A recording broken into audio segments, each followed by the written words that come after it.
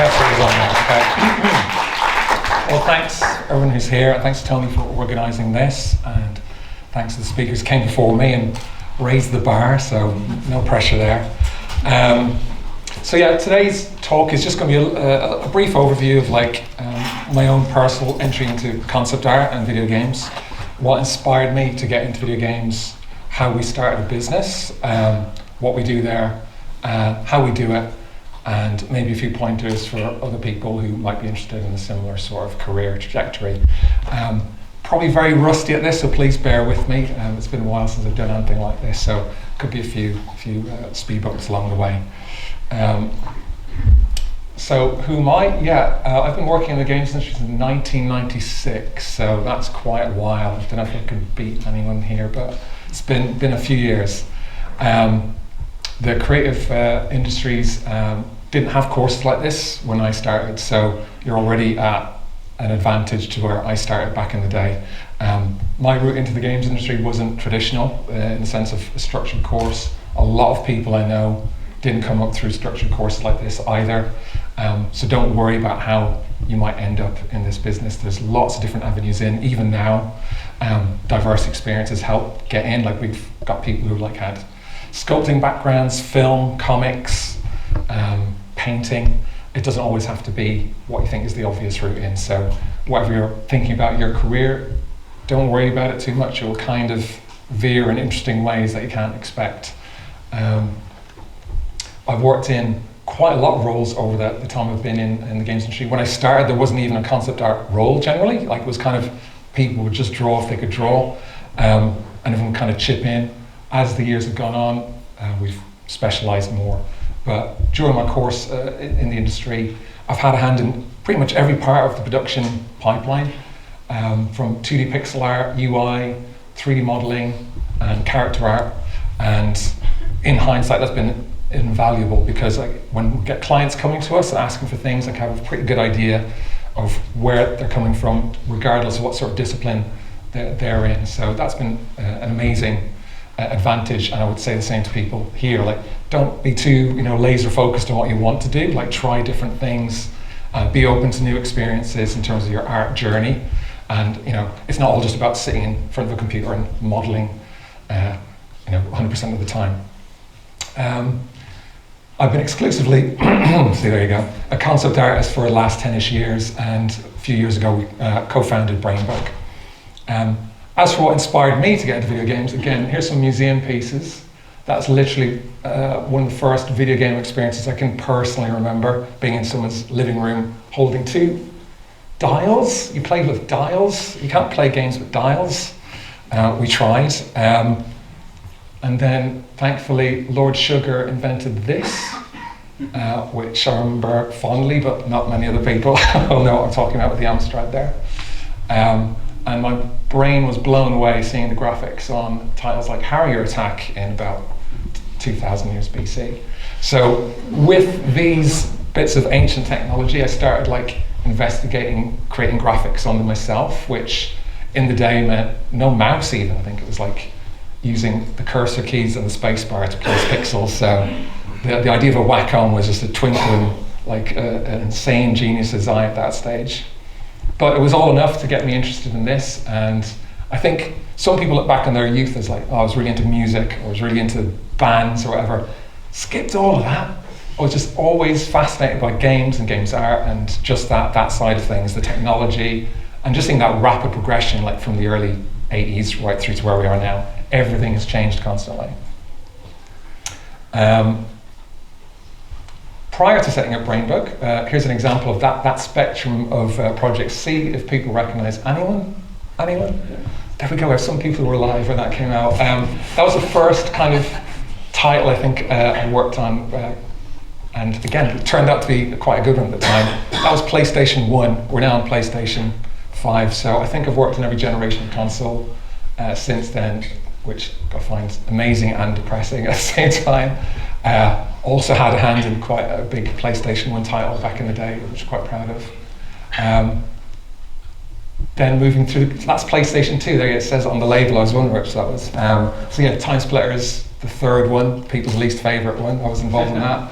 And then moving up, not everyone's favourite game, but these things happen. Into more contemporary games that maybe some of you do actually recognise, which would be nice. And something from the sumo stable. I don't know if we have any sumo people still here, but yes, done quite a bit of work with sumo and for them. I think looking back on that spread of titles, there's some you can't see because cancellations and things disappearing into the ether is like part of the games industry. I used to take it quite personally, but don't worry about it. Things get cancelled, it's usually beyond your control. But the things that have survived, there's no real through line there. Like when you're working in the games industry, you kind of just get given things, or you have to kind of work on the next project that comes through the door. It's very rare that people specialize quite early and specifically into, I only work on these sort of titles or this style. And that can be great if you do, but I've always enjoyed that kind of randomness, and you never quite know what's coming up next. And I can look back and see we tackled loads of different things, and they've all helped me grow in different ways as an artist. So they've all been great experiences, despite the fact that sometimes you're like, why am I working on this? I don't know what this is.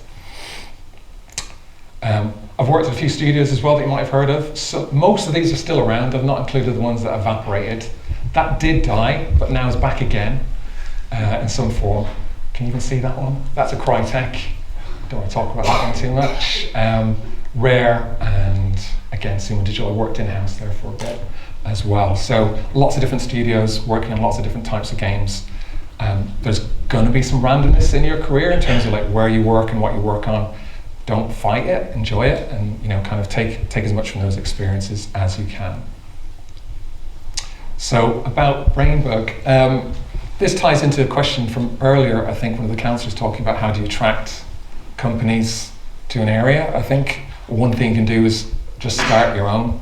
If it isn't there, do it yourself. The barrier to entry now is pretty low. So we just started off with a dream and a computer or two, and that was kind of enough to get us up and running. So maybe it's not an option straight away for some people here, but you've already taken the first steps towards that. You're in this course, you've got people around you. That will lead to other things happening, I imagine. So we started, December 2018. Just two of us initially. We then added a third co-founder quite rapidly, and then kept growing since. Alex is here in the audience as well. Hey. Shout out to Alex there. He was one of the early adopters. He believed in the Brainbug mission, so thanks to Alex. And since then we've added even more people. Initially the plan was to be purely based in Nottingham and be a hub for this. Events have meant that's not quite happened, so we're now kind of like half Nottingham, half flexible working, remote working, but we're also part of the same full-time team, even though we bring in other people from outside every now and again. So yeah, starting your own business. None of us are business people, and like it was a big jump and a leap of faith and a risk when we started. But we thought we had, the business plan and all the things we needed to do. It didn't include the pandemic, unfortunately, and our nice shiny new office that we're quite proud of, that shut down, and we moved to remote working, as it says there. Brexit, now again, probably not something that's affected a lot of people here, but I'm from Ireland, and a lot of people I've worked in the games industry are from Europe. Britain is a hub, maybe not so much as it was, I don't know. I think anecdotally it feels like there's less people around, so that definitely affected us in the sense of there wasn't as much of a pool to draw from, I think. So that has been something we've noticed ourselves. There's been a war. Didn't expect that, and one of our clients was based in Russia/Ukraine. So weirdly watching the news, you think it's half a planet away, but we knew people directly affected by this, and it's just it just shows in this kind of world we're working in and living in now, everything is connected. And even though we're in the East Midlands and a small part of the games industry, we felt direct effects of that, and it was just a bizarre kind of surreal moment seeing this war on the telly playing out and feeling and seeing the consequences of that here. Also, we've had other things happening. None of this we anticipated. They've all been challenging for ourselves and our staff and the business. We've also got another issue that's interesting and is going to be something that plays a big part in the future of this industry, I think. not going to talk about it too much today, but it's something that we're definitely thinking about and aware of. But the main takeaway of all this is that we had an idea, these things happened, but we're still around, and we're still succeeding and growing and having a good time doing it. So despite all the difficulties that we've had, I still think it was a great decision to kind of escape that security of the kind of stable job, stable career, and try something a bit different and do it for ourselves. And that has worked so far, I think. Alex nodding, hopefully. So since we started Brainbug, again, we're based in Nottingham, and again, we're not just focused on Nottingham studios. Like, there's companies across the world, and weirdly enough, we've worked at quite a lot of them. Dead Island 2, that's a Dan Buster's Nottingham project, but again, they're funded by German companies. So again, transnational, multinational. Sackboy, another sumo project done for Sony as a client. V Rising, anyone played that? Any fans? None whatsoever. Turned into a massive success. That was just a small indie project we thought we were working on, and hit the top of the Steam charts almost as soon as it was released. So that was a really interesting experience. We still provide support for Sea of Thieves ongoing, because that's a games as a service. We have a lot of content to give them regularly. Bossa Studios from Surgeon Simulator fame, they do quite a lot of game jams. We can help them out with visuals for those. And Just Dance 2023, anyone? Any fans?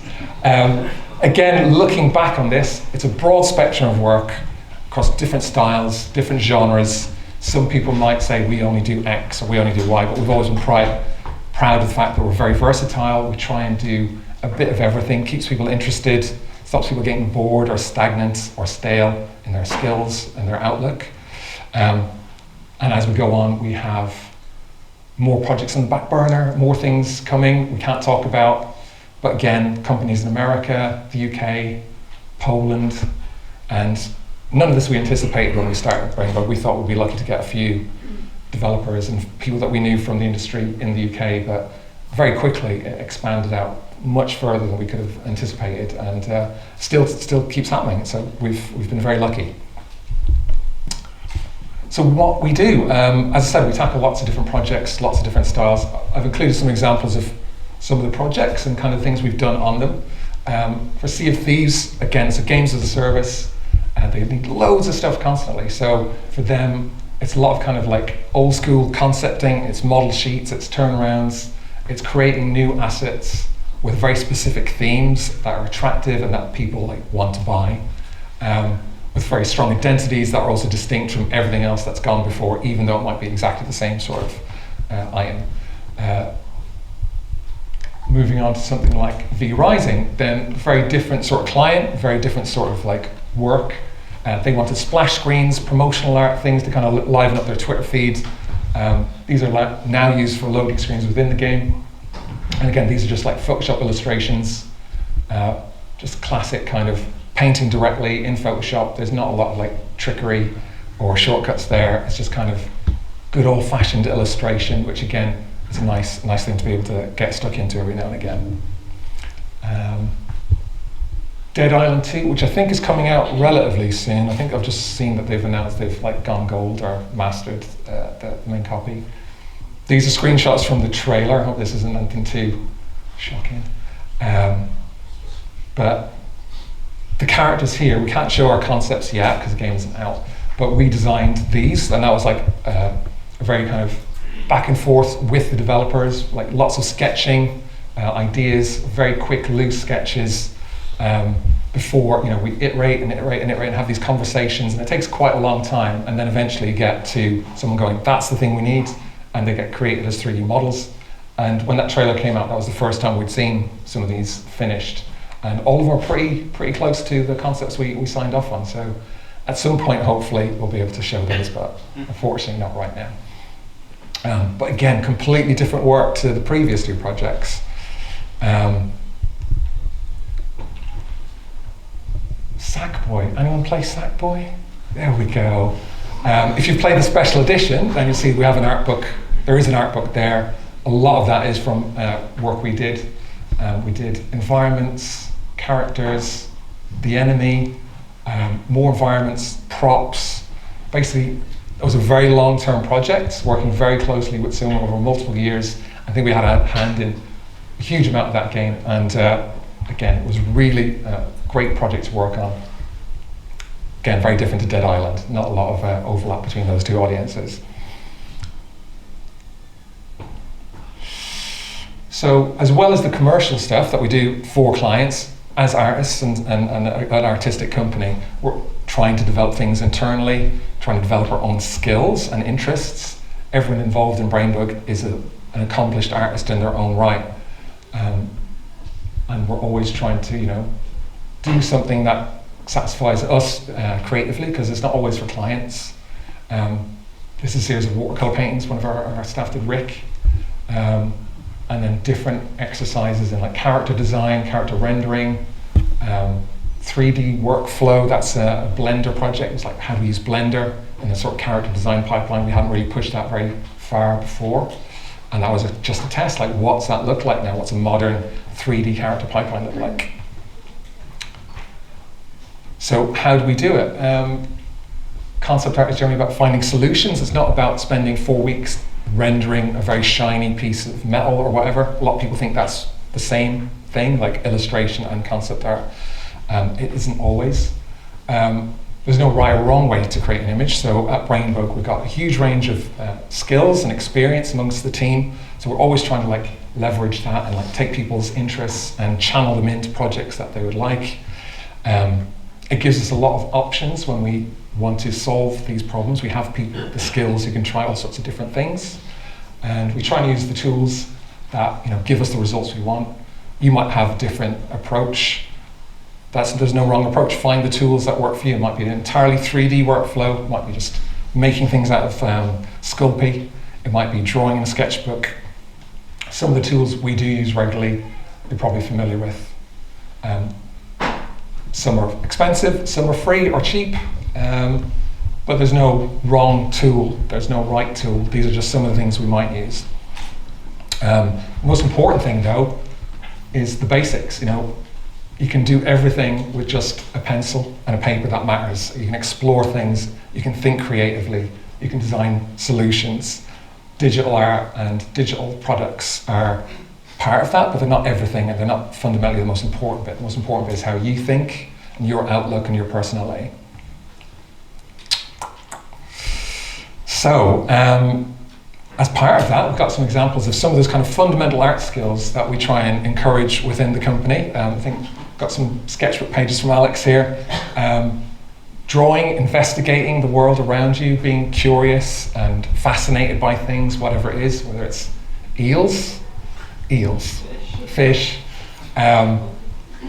Watercolor painting, again, Rick's very strong in this regard. He loves the feel of that analog. Just water and paint reacting in interesting ways. It's very different from what you get digitally, and it's a step back from that kind of workflow. This is Jamie, and he's taking some pen and ink sketches, just use the camera on his iPad, takes it to Procreate, and can finish it off in a very quick fashion there. Life drawing skills, I don't know if that's run here or that, but it's again fundamental drawing ability and creativity. It's always the bedrock of everything we do. It's not like computer technology isn't the be all and end all. Anyone can teach themselves a software package, but they can't learn to be creative.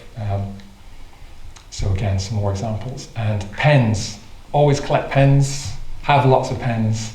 I think that's the most pens we have in the company. I don't think I've got that many pens, but it's a lot of pens. You don't have to have that many, just one or two should do. As part of that as well, there's always that thing of exploring ideas, and these again are just internal projects of showing people using that broad skill set they have and those interests and passions. So we have this watercolor illustration from Rick, and he's always interested in exploring new technology and media.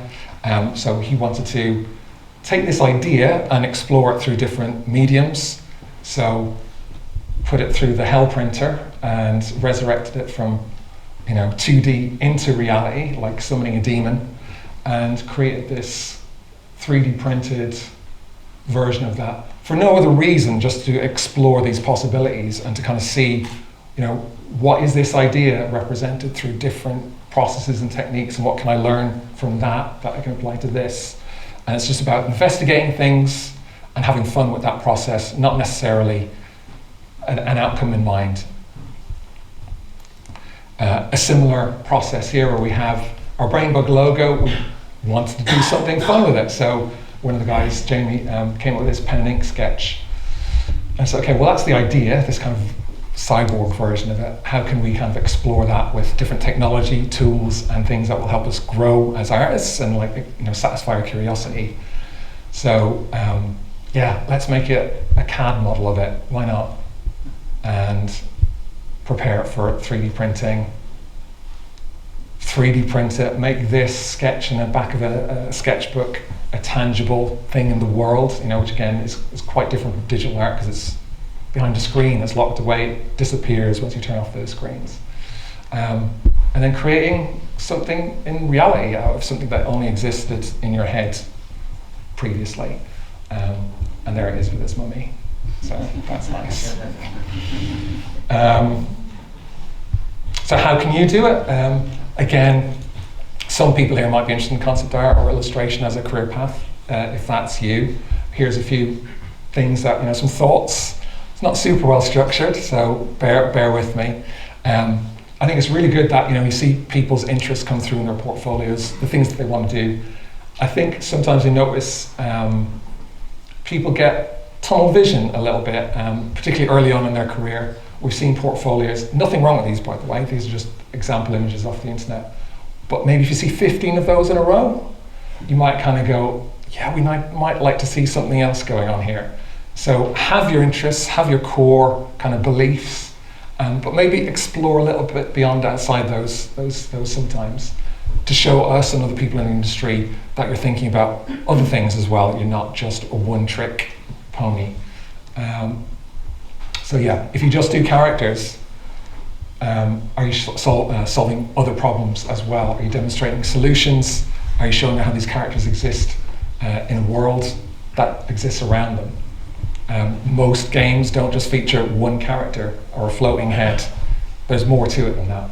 And sometimes they're the difficult bits, or the people don't want to do the prop design or the difficult perspective drawing or painting over a level, because it's more work and maybe feels a little less glamorous sometimes. But I always encourage people to try and expand the subject matter outside of what they're comfortable with. Experiment with different styles. You can have semi-realist sort of stuff like this, maybe a bit more abstract or photorealistic or completely stylized. Don't lock yourself in too early, have fun, you've got nothing but opportunities to try things. Vary your technique, as I said, maybe using digital all the time, maybe try just something analog, just try painting or get some plasticine and sculpt something out. You'd be amazed what you can learn from just trying something different. And on that note, concept art isn't about creating a finished illustration. If you see some sort of splash art for League of Legends, some League of Legends fans earlier, and some of their splash art screens can take maybe 6 weeks, I believe, to do some of the art for those, between the animation and stuff. That's just one image. And that's great, but that's not necessarily concept art. Concept art is about exploration, it's about thinking and showing different solutions to a given problem. So concept art can be rough and loose and all these things. It can be sketches, it can be breaking down models into how they work, showing the fronts, the backs, the sides, things that people might not think of initially, but are really important to getting those things into a world and functioning. These are just, again, some examples hooved up from ArtStation and stuff. Again, some people might think, oh, that's not very impressive, it's not a great piece of art, but for people like us, if we're looking at portfolios, we want to see as much of this as possible, people just thinking out loud, essentially. What is 20 different ways of solving this brief? These all probably take 10, 20 minutes per thumbnail or something. It's not about investing huge amounts of time. It's about spreading the solutions as broad as possible and giving people options. In this case here, you can see that exploration and how it leads to an end result. You can see the call outs, you can see the expression sheets. So you can see like that's the end point of a journey. We don't want to see the end point itself. We want to see how you got there, and hopefully had fun along the way and enjoyed that exploration. If none of this sounds fun, then obviously don't do concept art. Where am I going next? So yeah, again, on that note, it's always about kind of looking around you and saying, where else can I go with this? So expand your subject matter. If you focus exclusively on characters, don't forget, where are those characters? What's the world they live in? What are they doing there? Is it a world that supports them, or is it a world that is against them? Again, some examples just from the internet I just thought were useful. Kind of, none of that is individually a spectacular drawing, but collectively it gives you a real idea of, like, you know, things that are going on, things that you might want to explore or visit or play, and that's what you want to do with concept art. You want to constantly evoke questions and give people a reason to kind of want to be part of this experience. They don't have to, again, finish illustrations in the slides. This is even rougher. Really quick sketches, but again, already it's answering some interesting questions and providing a question mark and a hook to people looking at it going, what would it be like if I was there? What do the characters use in this world? Like, you know, maybe they're a hunter, a fisher, a librarian, it doesn't really matter, but think about the things that they might interact with in this world. How do they express themselves in the world that they inhabit? Obviously, in video games, there's a lot of guns, so maybe that's a starting point, but it doesn't have to be guns, it could be anything. And also, who's the character, you know, interacting with? Who's their antagonist? Who are the people that are helping them along the way? And how are their relationships with them? Think about more than just that one character that you like to draw. Think about everyone else in that world who's also fascinated and interacting with this character too. And think of the storytelling you can convey through the world. I liked this image just because it showed like really strong graphic identity. It's telling stories through the decals and the graphic design in the world. It looks quite clinical, futuristic. Already you're getting lots of information from this kind of secondary detail that you can just pepper throughout the world to kind of really build up that kind of sense of a lived-in place that you're exploring. Click, click. Yes, and then once you've kind of established what you're doing, where it is, what's happening, there's so many different ways of approaching that. You might go, I'm always going to approach it in a particular way, but I would say explore different genres. We have some people who love fantasy, some people love historical realism. Maybe try something different, or maybe take that fantasy setting you like and try it as a scientific fantasy. Set it 1,000 years in the future, see what happens. Try different styles, like hopefully you can kind of see some of the stuff we were talking about earlier. You can do things in so many different ways. Photorealism, stylized, dark fantasy. Any one idea can be approached in lots of different ways. And don't be afraid of trying different techniques. I've grabbed a few images here, like a clay sculpture, loose sketching, 3D rendering, sci-fi, fantasy, Blender. That's all the same artist. It's an artist called Jama Jurbayev, who's like quite renowned in the industry for always pushing himself forward, trying new techniques, new genres, new approaches, because when you try and challenge yourself like that, you come up with solutions that surprise you. And if you can surprise yourself, then that's a really good sign that you're doing something right. What's next? That's a good question. Oh, I'm bang on past, great.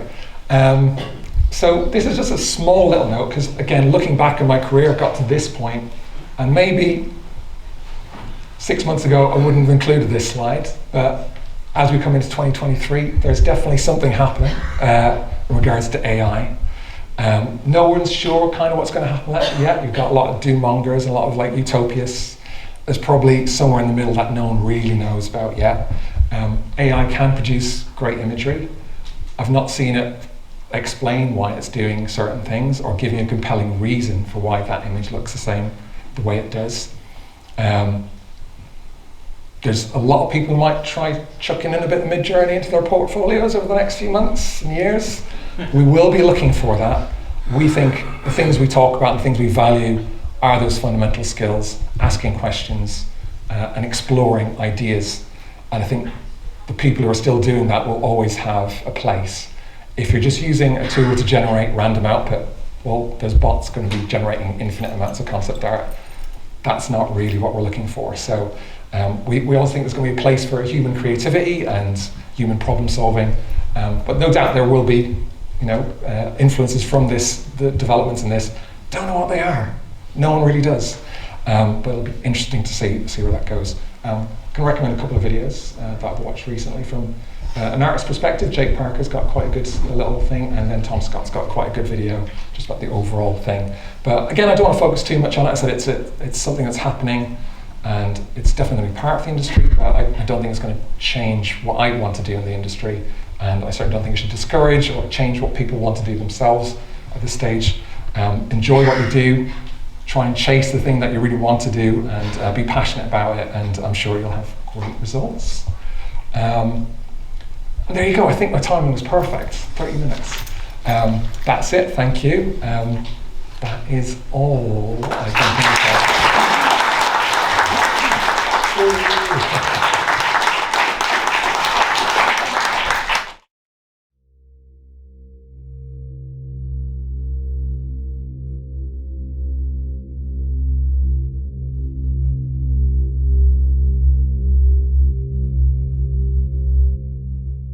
Hi, I'm Aidan Wilson. I'm one of the co-founders of Brainbug Design. We're a concept art and illustration and visual development studio based in Nottingham in the East Midlands. What advice would you give to students that want to break into your industry? As I mentioned in the talk we did earlier, I think you've obviously off to a great start by being somewhere like Mansfield College, where you're focusing on all these creative courses. That's a brilliant starting point into going further in this business already, so you're already doing good. As I mentioned, I think the key things that we always look for are like curiosity, optimism, enthusiasm, a willingness to learn new things, and a general curiosity about everything in terms of arts, games. The more you can demonstrate of just those qualities, it's less about sort of the tools you use or, oh, you're very good at using like Maya or whatever. It's more about the attitude and your kind of interests, I think, at this stage. What challenges do you face in your role? Well, again, I think we're running a small business in the creative industry is always very competitive. We're also doing work for clients across the world, and they want really excellent work constantly. So keeping that quality bar high as we're working with different clients globally, and keeping our staff engaged and working on projects they're interested in, and that sort of thing. I think they're probably the main things that come to mind if I just think quickly. Who or what inspired you during your journey to where you are now? I mentioned in my talk, I said for some reason when I was a very small Irish child, I was always fascinated by anything computer related. I remember things like Pong, ZX Spectrums, things that are now pretty ancient technology. But they always had this massive appeal to me, and I don't know why, but I started creating graphics on home computers in the 80s when I was 8, 9, 10 years old, and I never stopped doing that or wanting to do that. So pretty much as soon as I could, I tried to kind of get myself kick-started into a career in the games industry, which somehow I managed. I was very lucky. How was your experience today? It's been very good. Everyone's been very nice. The facilities and the staff and the students here all seem very friendly and engaged with what's going on, and it's been a pleasure. As an employer, what skills would you look for? I think we're always on the lookout for people who are passionate and super keen in just being creators, and whether that's as traditional illustrators or digital sculptors, it doesn't really matter. We just want to see people who are just absolutely passionate and want to be part of this industry.